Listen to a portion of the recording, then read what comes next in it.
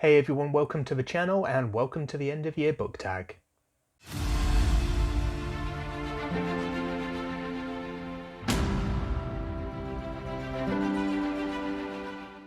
So I don't really do tag videos on the channel much anymore, but there are a series of videos that I want to do in the run up to the end of the year and the start of the new one, and today pretty much kicks off that kind of unofficial series of videos. So this is a very quick one. There are 6 questions on it, but for me it's really only 5 questions. We'll get to that in a minute. As usual, the timestamps will be down below, so if you really want to skip a question or skip to a particular question, you can do so. But since we all know how these things work, let's just dive right in. So question 1 is, have I started any books this year that I still need to finish?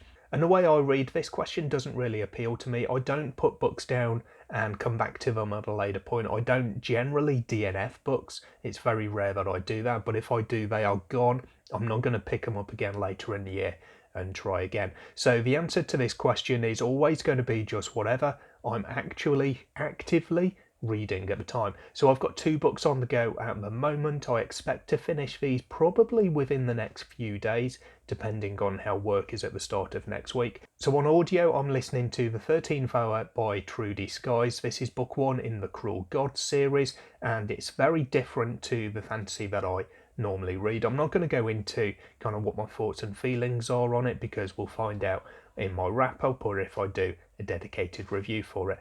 But I reckon I'm about 50% through that one. And then my physical read is Legends and Lattes by Travis Baldry, and this one kind of feels a bit weird because I am actually about halfway through the book, although it feels like I'm not quite there. There are some extras at the end of the book that take up a bit of space. So in terms of the main story itself, I'm just under halfway through that one as well. Question 2 is the one that doesn't work for me in the slightest. Do I have a nice autumnal book to transition me to the end of the year? And this is a nothing question for me. I don't read certain books at certain times of the year. I just read whatever book I want to read whenever I want to read it. So the question is completely irrelevant to me, and what I should probably do at this point is find a question to replace that one rather than miss it out entirely. But at this point, that's going to have to wait until potentially next year.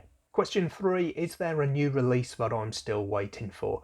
And yes and no, there's a couple of new releases that I've got. I mean, we do have just under 2 months of the year left, so there's not really a lot of time for it. But there are 2 books that are on my reading plans for 2022 which haven't come out yet. I put them on there because there was a rough release date for them towards the end of the year. One of those may still come through by the end of the year. One of them does have a January release date, but I am on the list to get a review copy of this. So again, I might get that one in December. I don't know yet. But the 2 books themselves are self-published. I've got Of War and Ruin, Book 3 of The Bound and the Broken by Ryan Cahill.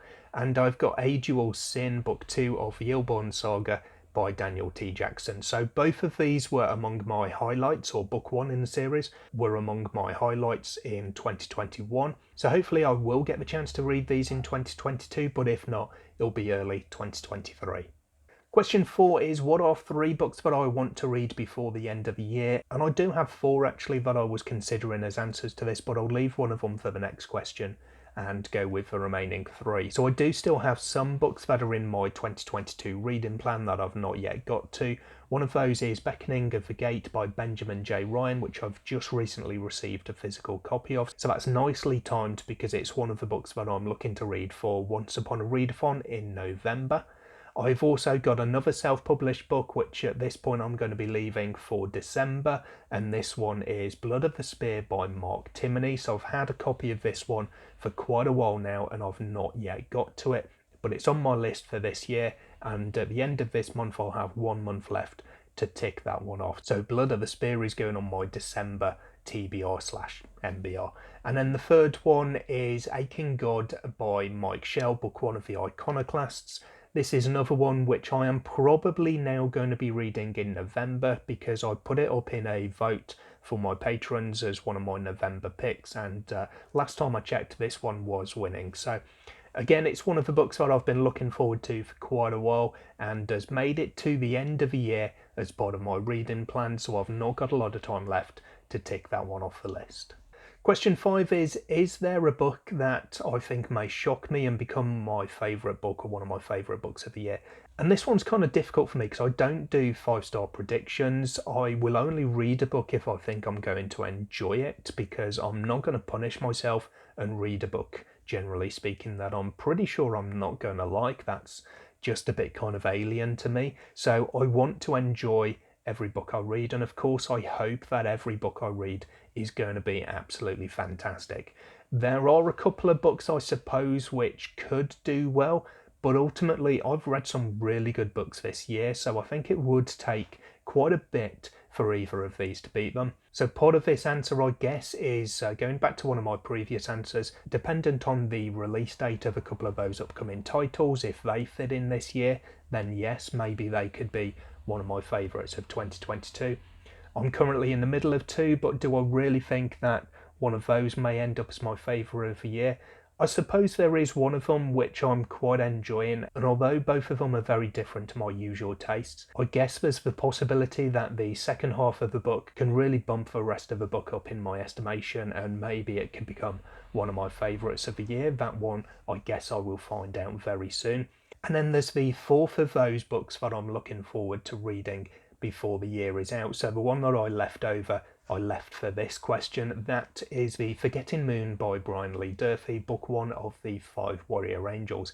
This is another one that I've been looking forward to reading for quite a while. It's been left, it keeps getting overlooked, but I am going to be reading it. It's looking like it's going to be a December read, but I'm definitely looking forward to it. I've heard different things on this. I've heard some good and I've heard some bad, but generally speaking, the actual feedback I hear about it, rather than just whether someone liked or didn't like it, the actual information I get does seem to suggest to me that I would enjoy it. I have had comparisons to series that I really do like, such as The Faithful and the Fallen, so I'm hoping that that one is going to tick a lot of boxes for me and I'm really going to enjoy it. And then question 6, the last question, is have I already started my reading plans for next year? And this is kind of a yes and no answer. I have at various points started to plan my 2023 goals in my head, but I haven't committed anything to paper yet. Part of that is because I want to get pretty much to the end of my 2022 plan first and focus on that. I don't want to start planning 2023 and then kind of get really excited about some of the titles on there and risk bringing those forward to 2022. But there are some things that I am definitely planning, some titles that are definitely going to be on there. The way I'm going to structure it is probably very similar to my 2022 goals, but I'll probably bring it all together officially into the one plan. That does remain to be seen, however.